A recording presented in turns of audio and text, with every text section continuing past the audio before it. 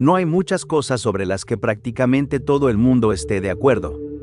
Vivimos en un mundo dividido por ideologías, creencias religiosas, sistemas políticos y prioridades culturales. Sin embargo, se observa un fenómeno que genera un consenso sorprendente: las redes sociales. Desde el conservador más ferviente hasta el reformador social más radical, muchos parecen coincidir en que existe algo profundamente problemático en la manera en que estas plataformas moldean nuestras vidas. Esta unanimidad crítica no surge de un capricho, responde a patrones observables y consecuencias tangibles. Las redes sociales han sido señaladas como catalizadoras del aumento de problemas de salud mental entre los jóvenes: ansiedad, depresión, baja autoestima y dependencia de la validación externa se encuentran estrechamente relacionadas con la exposición constante a comparaciones sociales y al juicio público, fenómenos que antes eran más limitados por la escala de la interacción humana. Se las ha culpado también de la polarización política, así como de la sensación de soledad y vacío que parece acechar al mundo moderno en múltiples aspectos de la vida cotidiana. En los análisis filosóficos clásicos del valor, solemos distinguir entre valor intrínseco y valor extrínseco.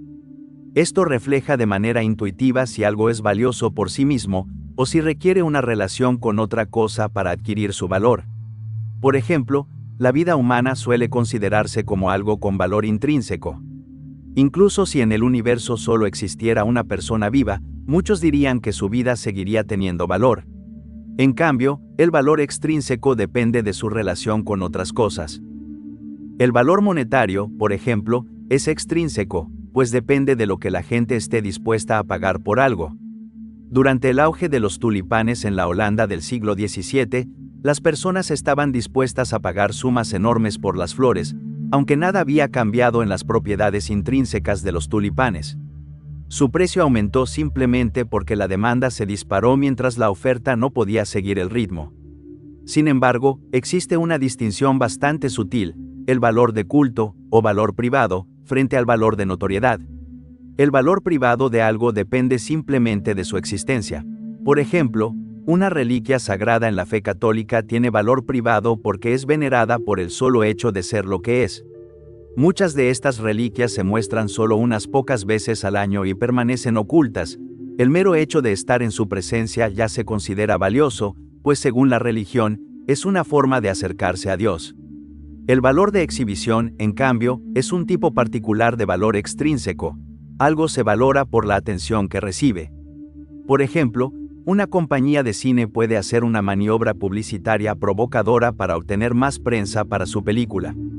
En este caso, el valor de lo que hace el actor no radica en el contenido de su acción o discurso, sino simplemente en que atrae más miradas hacia la película. En pocas palabras, el valor de exhibición es la moneda de la economía de la atención. Byung-Chul Han, en su libro La sociedad de la transparencia, afirma que cada vez estamos más enfocados en el valor de exhibición, excluyendo otras formas de valor. Esta es parte de su observación general de que nos estamos convirtiendo en una sociedad transparente. Con este término, él se refiere a una doble tendencia: la abolición de la privacidad y el aplanamiento de la complejidad. Una sociedad de la transparencia exige que todo pueda y deba ser conocido y observado, pero, como resultado, se niega a mirar aquello que no puede observar directamente. De esta manera, finge que las profundidades y sutilezas de los estados mentales humanos no existen, porque su naturaleza cualitativa siempre permanecerá fuera del alcance de la observación. Sin embargo, este énfasis en la observación y en hacer todo público va de la mano con la priorización del valor de exhibición. Claro, hay momentos en que ese tipo de valor es apropiado. Un director teatral, por ejemplo, querrá que su obra transmita un mensaje, pero también necesita atraer espectadores, por lo que debe preocuparse por el valor de exhibición tanto de la obra como de su publicidad. No obstante, Byung-Chul Han se preocupa por cómo hemos empezado a relacionarnos con nosotros mismos a través del valor de exhibición, y los mejores ejemplos de ello se encuentran en las redes sociales. Por ejemplo, personalmente conozco personas que eliminan sus publicaciones si no reciben una cierta cantidad de me gusta o visualizaciones en una hora. Con este pequeño gesto, queda claro que la primacía del valor de exhibición de su publicación está por encima de cualquier otra consideración. El contenido de la descripción o de la foto deja de ser lo importante, se convierte únicamente en un medio para atraer atención. El valor de exhibición es el objetivo, y todo lo demás queda subordinado a él. Esto, por sí solo, no es el fin del mundo, pues se trata únicamente de una publicación en redes sociales. Sin embargo, cada vez se nos incentiva más a priorizar el valor de exhibición en múltiples aspectos de nuestra vida. Los algoritmos están diseñados para que nos importe quién ha dado me gusta a nuestras publicaciones o cuánta atención recibe nuestro perfil. Hemos llegado al punto en que el valor de exhibición está inextricablemente ligado a la estructura de la economía, donde la atención equivale cada vez más al dinero. Esto es malo porque algunos de los pensadores más sabios sobre el bienestar han advertido que no debemos basar nuestro valor personal en cosas que no podemos controlar. En la filosofía estoica, por ejemplo, esto se manifiesta en la división que hace Epicteto entre el mundo interno y el externo. Solo tenemos control sobre lo interno. En el budismo temprano, se nos anima a desarrollar recursos internos lo suficientemente grandes como para absorber la crueldad del mundo como un vasto mar. Y en la consolación de la filosofía, Boecio afirma que cualquier cosa puede arrebatársenos, excepto el funcionamiento de nuestra mente y nuestras ideas. Por tanto, debemos colocar nuestro valor en eso como nuestra última reserva de felicidad. Sin embargo, la atención de los demás está fuera de nuestro control. Si empezamos a juzgarnos a nosotros mismos por el valor de exhibición, estamos colocando nuestro propio valor en manos de otros. Esto tiene consecuencias desastrosas para nuestra capacidad de conectar y relacionarnos con los demás. En este punto, la autenticidad suele concebirse como una relación que mantenemos con nosotros mismos. Nos comportamos de manera auténtica cuando nuestros instintos más profundos, nuestras creencias conscientes y nuestras conductas externas están, en cierto sentido, en sintonía. No obstante, en los últimos años, la autenticidad ha adoptado un matiz más siniestro. Cada vez se utiliza más, no para animarnos a relacionarnos con nosotros mismos de una manera más plena, sino para exponer cada vez más nuestros pensamientos y sentimientos privados en la esfera pública.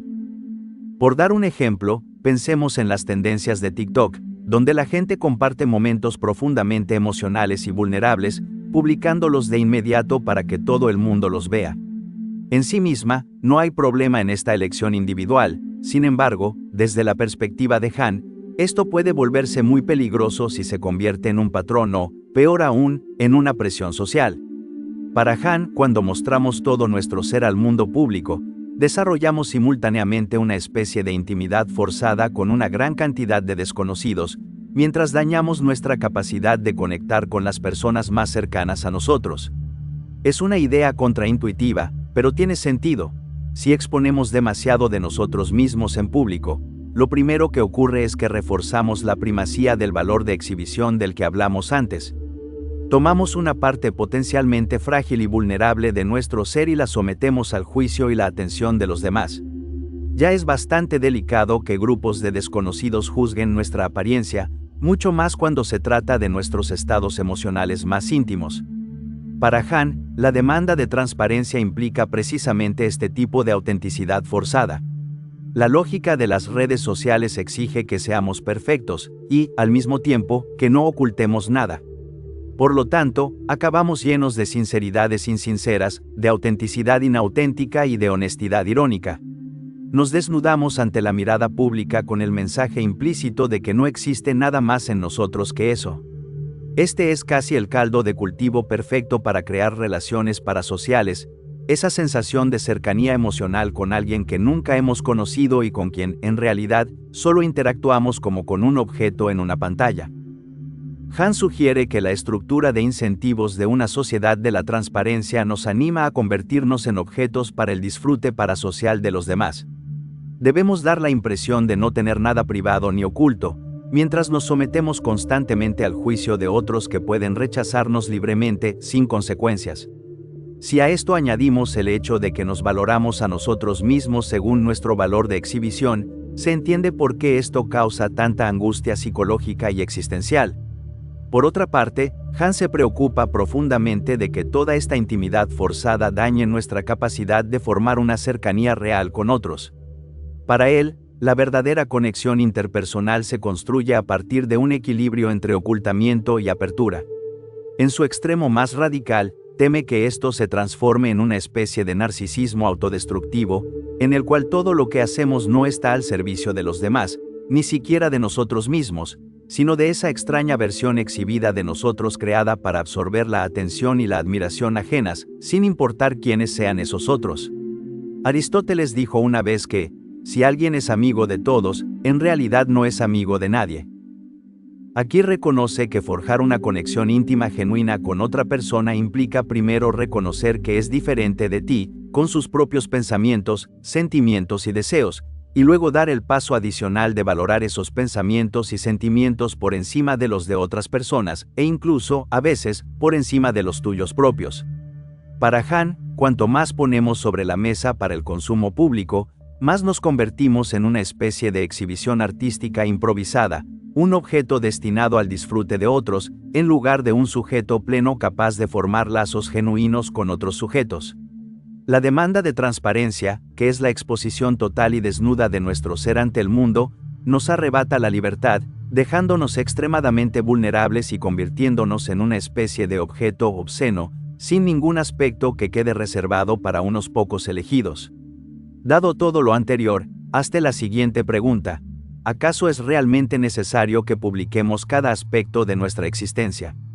La respuesta a esta pregunta puede ser determinante para tu vida, puesto que definitivamente vivimos en un mundo donde la exposición digital se ha vuelto casi inevitable. Desde compartir momentos triviales de nuestro día hasta relatar experiencias significativas de nuestra vida, las redes sociales funcionan como un escaparate permanente de nuestra existencia. La visibilidad se ha convertido en un mandato implícito, nos repetimos a nosotros mismos, o a los demás, que, si no estás en línea, no existes. No obstante, en medio de esta presión por mostrarnos, hay personas que simplemente eligen no participar, quienes deciden no exponer su vida. Uno de los factores centrales detrás de esta conducta es la relación con la autoestima. Mientras que muchos dependen de los me gusta y comentarios como medida de su valor, quienes no exponen su vida han desarrollado un locus de control interno. Su sensación de valía no depende de factores externos, sino de su propia percepción. Filosóficamente, podemos vincular esto con Aristóteles y su concepto de eudaimonía, la idea de que la felicidad surge del cultivo de virtudes internas y del autoconocimiento, no de la aprobación ajena. Para estas personas, publicar su vida sería irrelevante, su identidad y autoestima ya están consolidadas, y la exposición externa no añade ni resta valor a su autopercepción. Este mundo se está volviendo cada vez más hiperconectado, cada detalle puede ser compartido, registrado y analizado. Sin embargo, algunas personas sienten que su vida debe permanecer en un ámbito íntimo, inaccesible al escrutinio público constante. Este impulso de preservar lo privado es también una forma de ejercer control sobre la narrativa personal. El control sobre la información personal es, sin duda, una extensión de la noción de soberanía individual. Desde la filosofía política, pensar en términos de poder y vigilancia nos recuerda las reflexiones de Hobbes sobre cómo el poder organiza y regula la vida social. El control sobre cuerpos y comportamientos es una forma de mantener orden y dominio. Por lo tanto, decidir no exponer nuestra vida en plataformas digitales es un acto de afirmación de autonomía, una manera de expresar que nuestra intimidad no es propiedad de la multitud ni está a merced del juicio de otros.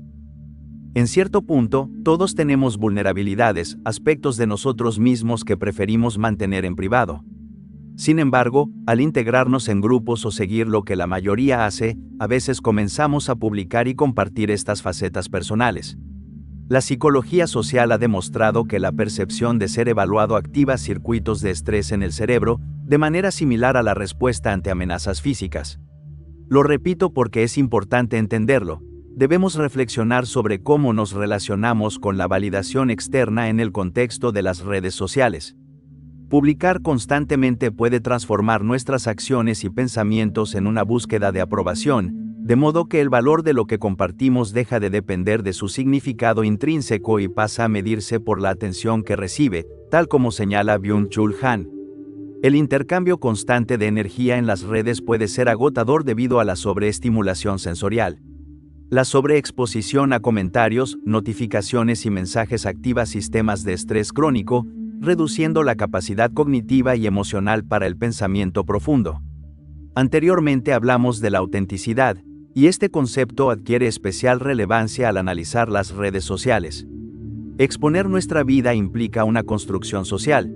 Seleccionamos cuidadosamente qué mostrar, qué ocultar y cómo presentarnos ante los demás.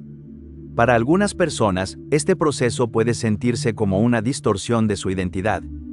Para quienes evitan la exposición digital, esta decisión significa preservar su autenticidad frente a un sistema que constantemente presiona por la performatividad y la teatralidad.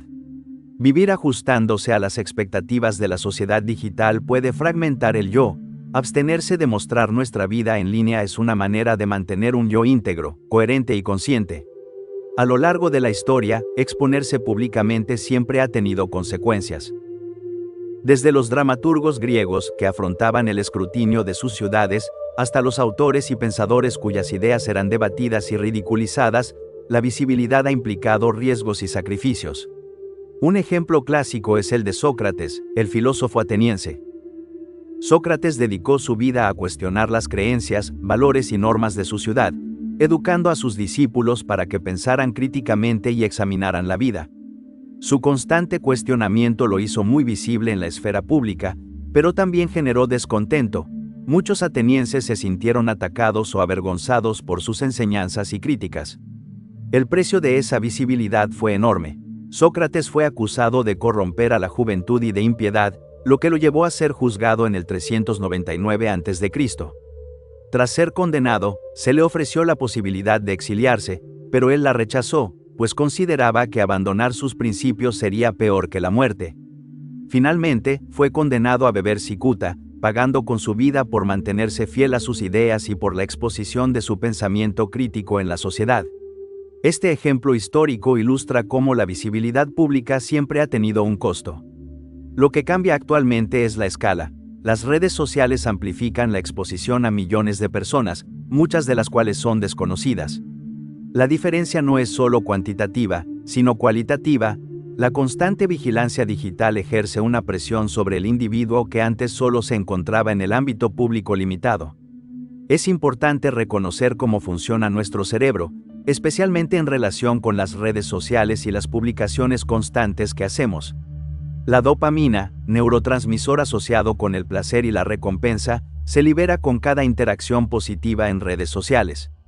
Aquellos que publican con frecuencia condicionan su cerebro a depender de la validación externa, creando un ciclo de recompensa que puede resultar adictivo.